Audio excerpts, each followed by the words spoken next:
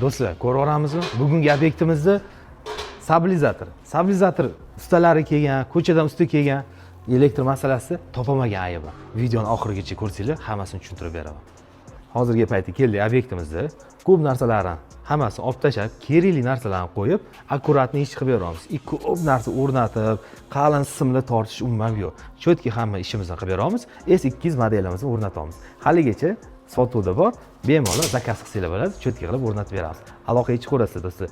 Do'stlar, hozirgi paytda klientga hamma narsasini topshiramiz va o'zingiz birato'la so'rab qoldik, qoldirishdi. İşimiz qanaqa bitdi aka? O'shani tushuntirib bersangiz.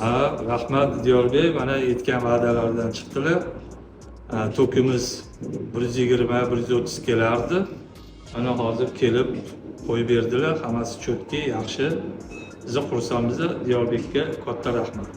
Sog' bo'lsin. Do'stlar, har doim gapiraverasiz nima? Biz mana realniy hammasini ishlatib ketamiz. Realniy xonadonda hamma narsa ishlayapti. Nima yana kerak do'stlar? Yana nima kerak deylar. Negativchilar sizlar uchun rahmat. Shunaqa negativlarni yozib turganingiz uchun.